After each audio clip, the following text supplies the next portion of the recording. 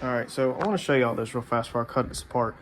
So we did mock-up with that piece of corner iron. It's back there somewhere. All right, it's right there. So what I did was I didn't touch the corner iron. This is basically the basics of how you fab, or this is very basic fab work, is you float something and then you connect to it. So we did the same thing on the front of the Comet. Do you remember when we did the shock tower hats and we had floated them in the air and then we connected all the bars to it?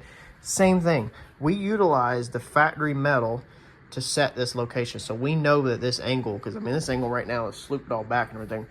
We know that angle's right because we've already fitted it. The piece was sitting up here on the table relaxed. So this metal wasn't like pushed in or pushed back or nothing. It was just relaxed into its natural form. And then what I did was I used papered templates, which are very important, as you see in time lapse.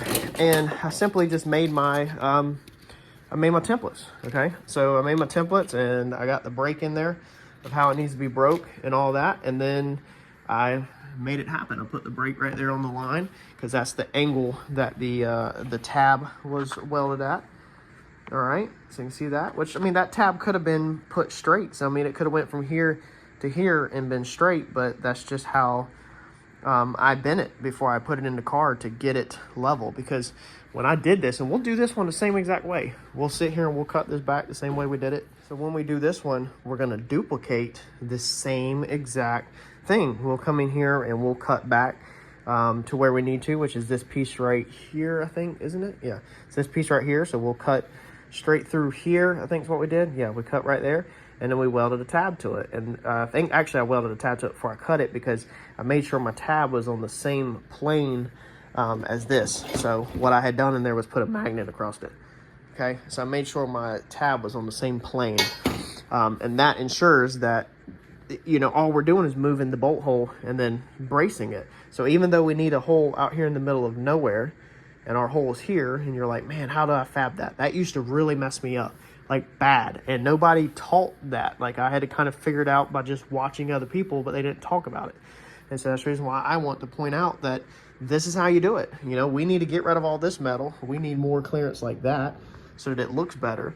And now we have a very strong corner. I don't know the thickness of this metal. This is some scrap metal that I had. Now though, I don't have enough to do the other side, so I have to go find the same thickness of the metal.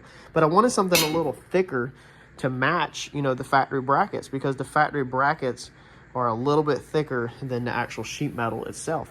And then to anchor it, I literally went to these anchors. That's another reason why, if you recall, I said I didn't want to cut no more than I had to out. So we were able to utilize the exact same perimeter of this. Nothing's cut. So we were, I think it is on the front porch. Okay, JoJo.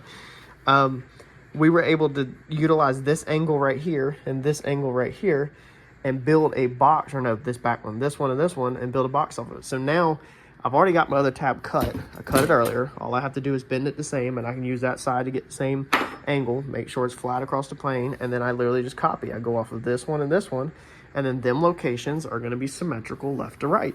So that's kind of how you do it. I mean, even if we didn't have this corner here, and we had our seat sitting in there, we would have clamped a tab to it, and then we would have welded some rod down here to brace it, pulled it out, and then we would have built our corner. You got to float your attachment point however you can, then you build to the floating tab or whatever. That's a lot of times the basics of how to build something from scratch like that. While it's on the bench, this is just held on with spot welds. So we're gonna go ahead and try to clean up in here, and we're gonna at least try to weld this bottom right here 100% into the sheet metal so we don't take a chance of loosening the spot welds or anything moving at all. And then this piece will also have to get braced at some point. Not sure what's going on with the trans tunnel yet. I know the back wall that goes up to the fuel cell area will basically be here, and as soon as we get that done, then we'll probably weld up like off of here. We'll probably come like around this piece right here, and we'll scab back to this wall, and then we might even do a little triangle right here once we get the trans tunnel in there or whatever. And that can be done inside the car, or it have to be done inside the car, fitting all that stuff up. We can go ahead and clean it while it's on the bench, flat wheel everything the best we can, and that way it's easy to weld. We'll make sure all these perimeters are cleaned up before this thing you know, officially goes back in the car. Keep all this metal, and then I've got barely just enough to attach another plate, basically the thickness is this, over to the car. So we will take and we'll get some more thick plate, and it's probably, instead of running a bar through here like I talked about originally, this bracket is so thick and so strong through here, we will probably, or at least we're gonna duplicate this bracket over into the B pillar, and we might still cram a bar up here in this corner or something. I gotta flip this upside down to see it. All right, a little bit harder to weld than normal because of all the nastiness. I mean, this thing, this corner right here was just saturated with seam sealer, but we were able to get it welded up, even though a lot of it looks like poop. So a lot of it was just splattering and kicking. But remember, all this gets wiped out with seam sealer on the finish, so you won't see any of this at all. And we got our tab here, and this corner should be freaking strong, especially once it gets tied into the chassis, so, or the body. So now all we gotta do is this side, but sun's down, and I don't think that's gonna be tonight. All right, well, it is Sunday, and I have got nothing done today besides finish that other piece and that piece. You're not doing anything that looks good on this metal. It's coated on the backside, and so if it's a cut just like this, it sucks through the contaminants from the backside and gives the little worms out of the weld. It is absolutely terrible, terrible to weld on top of. This sheet metal right here is the same as the outside of the car, so I can tell by welding it just from when we do collision repair that this is like the same gauge, and it is probably, I want to say, a 20 or so. Like, it is crazy thin 2022. Like, it's really hard to weld. So these look like crap. This area right here is just too big to get up. This area right here, I'm thinking is going to get cut out with the trans tunnel somewhere, so I'm not really worried about it. Should have got that little strip right there, and then this right here, there's just, it's going to burn through that little tip. But basically, I just wanted to put some kind of weld over it so that it's not moving around, and it doesn't end up, like, if we cover it up, it doesn't squeak or anything like that. So we'll seam seal over it and all that, and the goal here is to put the new floor up to all the way to here, so that way it's new clean metal. We'll leave this structure behind there, but we'll spot weld the new floor through to this on the backside. We're not going to be doing no butt welds, and we'll come up, let's see here, let's feel where it's at. We'll come up as high as we can and get rid of all this crap. So if you see these spot welds right here, that's where the bottom of the main support, this bar right here. So we'll take this bracket and we'll follow up here. We'll follow that bracket right there, that edge. Sorry, I'm holding it in my other hand.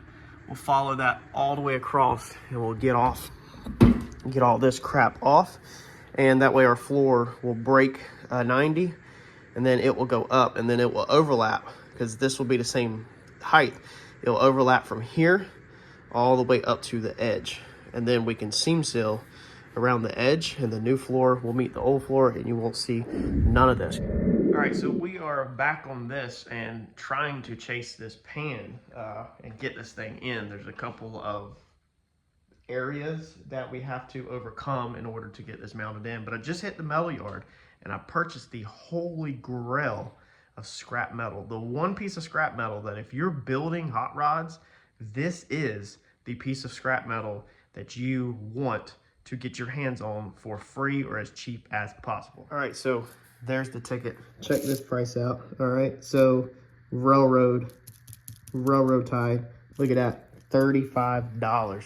Dude, look at this sucker. This thing weighed, I think, what did it say, 78 pounds or something? I mean, this thing is freaking, it's heavy. If you've ever messed with one of these, this is the holy grail of metalworking and making a tool out of scrap. They cut it with a freaking torch on that end. This end is a beautiful, clean cut. We're definitely gonna need a flat wheel that end and clean it up. I don't think that cutting through that with a cutoff wheel would be smart. I think we'll just flat wheel it and roll. I wish they'd cut it in front of the weld, because the bottom of it has this gnarly, man, I can't even flip this thing one-handed. God, it has this gnarly weld on it right there, and that would just be freaking a nightmare to use a cutoff wheel or a grinder. I probably need to go out there and take a hard disc and grind that down 100% smooth so this thing sits flat on the table. But dude, that's the holy grail right there from what I can pick up. That thing for shaping metal across the top is basically, I suck at pronouncing it, but an Avel or whatever you call it. That thing has so many corners. I was watching another video where you can bend metal over this laying on its side, that, it's got the curve in there, it's got the curve across the top. I mean, just absolutely a must for metalworking from what I can gather, if you can get one of them little pieces laying around. So I was lucky enough to snag that. They had that in the drop box. Let's see here, 78 pounds. And then we got our other metal 33 pounds for 26 bucks. So we got out there for a total of $65 for all of these sheets, plus the railroad tie.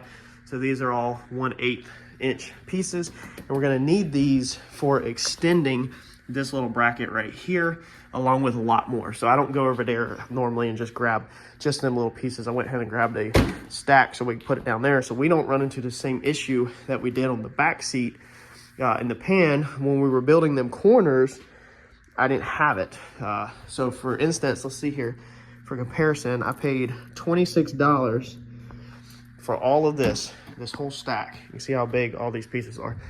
And I went to Tractor Supply last weekend, and for this little 16 gauge, I think it is. Yeah, 16 gauge, it was $26 for this. So that's the reason why buying scrap, if you've got a location, $26 for all of that versus $26 for that one piece. So huge, huge, huge gains by that. Then when I was leaving with all this metal, right outside in the turn lane, there's this whole freaking piece right here laying in the middle of the road that fell off somebody's truck. We don't really use this a lot in the hot rod stuff, but for making grills or literally grilling to eat or car grills or whatever, sometimes that stuff can come in handy. You never know what you need it for. I got a couple pieces outside, but I'm going to start with my scrap metal because it was free. It was literally laying in the road. So definitely a score today. All right, so we're trying to chase getting this thing actually somewhat locked in. I think I want to keep it where it's removable for right now, so Cleco lock in, but we want to finalize it. So we've put our piece back on here, and we have this piece where it is level across the top of the seat pan, all right, where it's the same height, kind of if we need references. And then we've used our lines here, our corner here, and our corner of the metal here off of the B-pillar to get this thing centered. So it is perfectly centered exactly where it's at. Unfortunately, though, it doesn't feel like I can really get a Cleco in there. If it was a little lower, I could. I wanted a Cleco or something in here to be able to locate it when I put it back in, but I don't know if I can do that. I might have to just try to drill a 1/8 inch hole with the Cleco it in. That way we don't have to keep measuring center. That way we can just go right back to center and then go ahead and put 1/8 hole through here into the B-pillar, 1/8 inch hole through here through the B-pillar. That way we can Cleco everything right back in every time, and we never have to find center again. Because what we're gonna have to work on now is getting this pan over to here. So I think, I really 100% don't know where to go with this, but I'm thinking we're going to start trying to do something in here.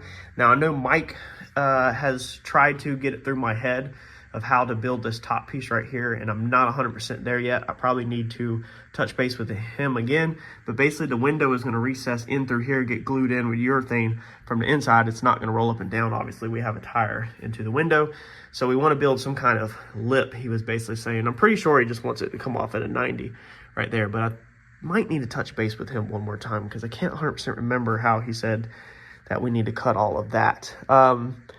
But I need to start boxing these quarters in, basically. We need to go probably to the outside, get it welded to the rocker, and then come to the inside, get this flat piece welded, get a lip welded where it can sit on top, the tray can, or the back seat pan can sit on top of it. And then we'll need to start on our tub, the front section of our tub. We'll probably build it in 2 pieces, I'm thinking maybe. And then we'll need to go to that floor and this floor. So I don't know exactly where to go. I 100% have no freaking clue. Besides, I know I got to get Clecos in that so that I don't lose that spot ever, and I can quickly reference right back to it if I want to pull this pan in and out.